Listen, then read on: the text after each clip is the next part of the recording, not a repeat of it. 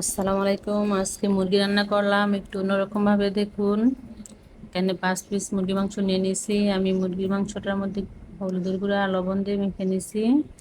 তারপর দেখুন একটা কড়াইয়ের মধ্যে তেল দিয়ে দিচ্ছি। তেলটা গরম হয়ে গেছে, এখন আমি মাংসটা দিয়ে দিব। মুরগির মাংসটা হালকা ভেজে রান্না করব। অনেকে কাঁচাও রান্না করেন, আমিও কাঁচা রান্না করি। তবে হ্যাঁ, তাজা মুরগিটা যখন সাথে সাথে আনেন, এটা তাজা রান্না করলে ভালো হয়। ফ্রিজের মুরগিটা তাজা রান্না করলে বাজা ছাড়া খেতে ভালো লাগে না।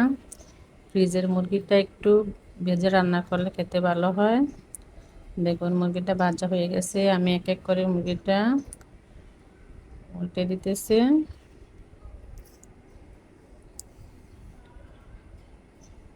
বেশি ভাজবো না, হালকা ভেজে নেব। দেখুন মুরগির মাংসটা ভাজা হয়ে গেছে, আমি এক এক করে উঠে নেব। আজকে একটু অন্যরকমভাবে মুরগিটা রান্না করলাম, কারণ এক এক দেশে এক একভাবে রান্না করে। রান্না সবাই করতে পারেন, তবে এক একভাবে রান্না করেন।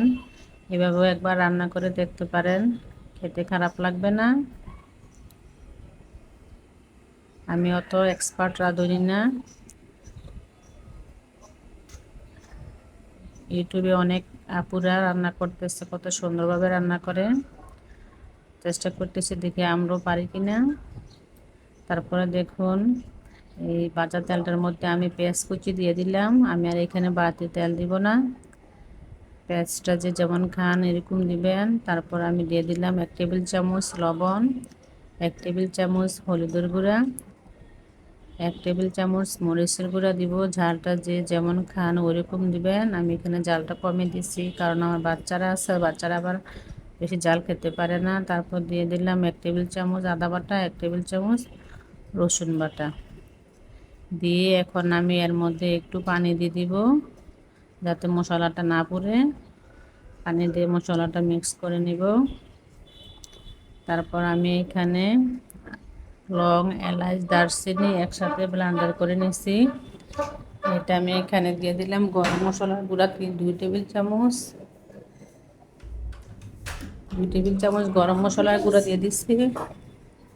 দিয়ে মশলাটা ভালো করে মিক্স করে নিচ্ছি। দেখুন, তারপর এখানে তেজপাতা 3টা, এলাচ 3টে, লং, দারচিনি দিয়ে দিলাম। দিয়ে মশলাটা মিক্স করে নিব। মশলাটা যত কষানো যায় তরকারিটা খেতে ততই ভালো হয়। দেখুন কত সুন্দর একটা কালার আসছে।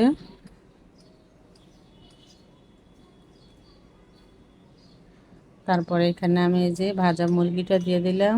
তারপর আমি এখানে পেঁপেটা একটু লবণ দিয়ে হলুদের গুঁড়া দিয়ে ভাপ দিয়ে নিয়েছি, যেহেতু পেঁপের গন্ধটা চলে যায়। পেঁপেটা দিয়ে দিব মাংসটার সাথে, এতে বোঝা যায় না যে পেঁপে বা কিলাও। একটু ভাপ দিয়ে নিলে ভালো হয়। তারপর ভালো করে মিক্স করে নিব। দেখুন কিছুক্ষণ আমি তরকারিটা কষিয়ে নেব। আমার তরকারিটা কষানো হয়ে গেছে, এখন এর মধ্যে আমি পানি দিয়ে দিব। পানিটা বেশি দিব না, কারণ পেঁপেটা সিদ্ধ আছে হালকা, আর মুরগিটাও ভাজা আছে। এখানে আমি গরম পানি দিয়ে দিলাম। দেখুন কত সুন্দর একটা কালার আসছে। গরম পানিটা দিলে তরকারিটা কালারটা সুন্দর আসে। দেখুন